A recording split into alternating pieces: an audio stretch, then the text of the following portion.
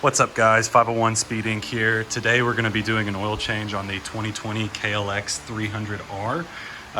This will be the first oil change for the bike. I've idled it for about 10 minutes or so to heat it up.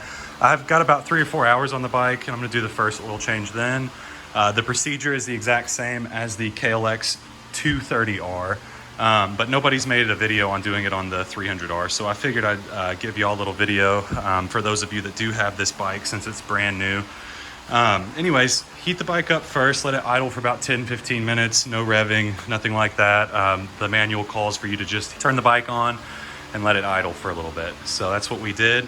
Next thing, we're gonna take our 14mm socket, come underneath the bike. I am on the right side of the bike. Leave it over on the kickstand because the oil is going to drain out to the left. And we're going to loosen that up and then take it off by hand.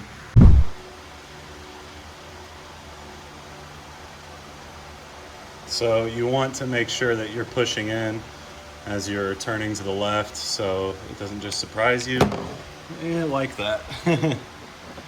Oil looks really good. Like I said, it's only been ran for about 3 hours.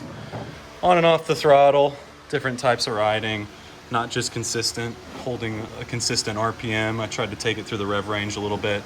Everybody has their own opinion on break-ins. I do mine my own way. Everybody does it their own way. So don't freak out. Just make sure you get a few hours on here, not too hard, and get your first oil change done. So make sure that you clean off that drain bolt very well. Make sure that you have this little gasket on here as well. You should be pulling that off together. I'm not going to replace it since it's the first oil change, but make sure you keep this clean. Don't let any dirt get on it. Now we're going to put the drain plug back in. So the manual calls for 11 foot-pounds of torque on the engine oil drain bolt. Also, you're going to be filling up 1 to 1.3 quarts of 10W40 oil. I'm using Royal Purple. That's what I've always used. That's what I will continue to use. I use this on my sport bikes, four-wheeler, everything. So 10W40, 1 to 1.3 quarts. So now on the right side of the bike, opposite the kickstand, we're gonna remove these two 8mm bolts. That's where the oil filter is housed.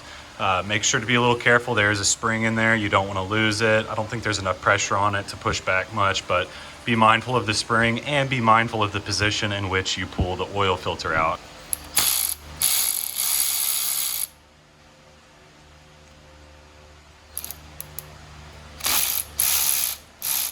Okay, now that we got that off, we're gonna back it off by hand.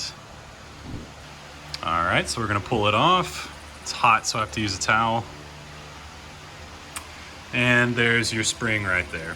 So what we're gonna try to do is put some grease right there, right in the middle, which is where the spring's gonna sit. We're gonna put it at the end of the spring and then attach it to the oil filter so it'll stay in place and we can put it back on perfectly like that. The other option is laying the bike completely on its side, which is 100% fine. Just take your time, let it down gently, obviously, and then it's a lot easier to get that spring placed right in here in these grooves. But for our purpose, we do have some grease that we're going to put right here, put the spring on it, and then try to slide it on perfectly. So anyways, make sure you clean this out really well. I'm gonna use a paper towel and get the rest of that junk out and also pull that spring out. Big important note, take note as to how this filter comes off and goes into the assembly. If you put this filter on backwards, which is difficult to do, but you know you've done it wrong when you've done it. If you somehow get this on backwards, you will starve the engine of oil and you will have engine failure. You will do a lot of damage to your engine. So make sure it comes off this way and it also goes in this way, okay? I'm gonna see if I can show you all these metal flakes in the filter, see if it'll focus. It's not bad, but there is definitely some metal flakes in here. My dealership recommended I change the oil at 10 hours. I just can't see myself waiting that long. I'd rather do it early and maybe even do it again at 10 hours than let these particles float around. So there you go. So just make sure you get that shop towel in there real good. Clean out all the excess. There were a couple of flakes that I had to pull out. Nothing major, normal break-in. Okay, so we're gonna take our new oil filter, which is the KN112. Here it is, brand new. We're going to put your finger in your oil. Get you a nice little bit on there. This is royal purple, so it's gonna be purple, obviously. And you're gonna apply that around the grommet there.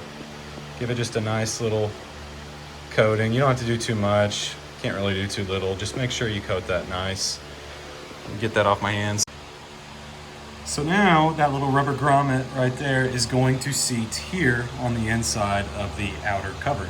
Well, the inside of the outside cover, if that makes any sense.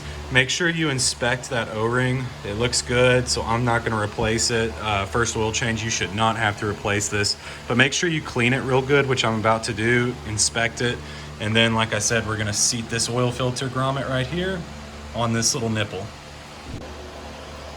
So now you can see where the spring is gonna go in. It literally sits right in the groove there. To get it to stay, we are going to dip this in some grease. You're gonna take that, dip it in the very end. Make sure you get a good little bit on the end right there. That way it stays in place. Then we're gonna take that and seat it right here.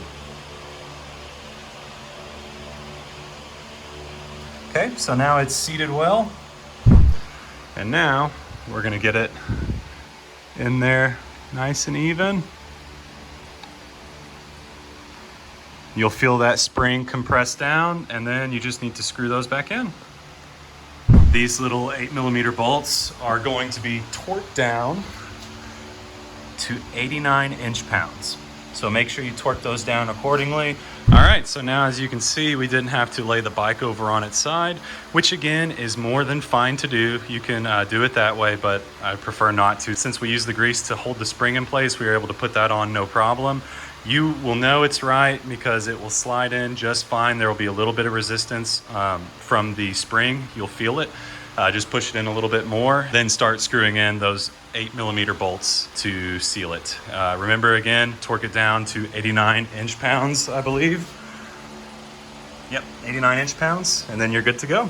All right, so per the manual, it states to add 1 to 1.3 quarts of 10W40 oil. All right, I'm gonna try to show you all this. I'm holding the bike with one hand and the camera with the other.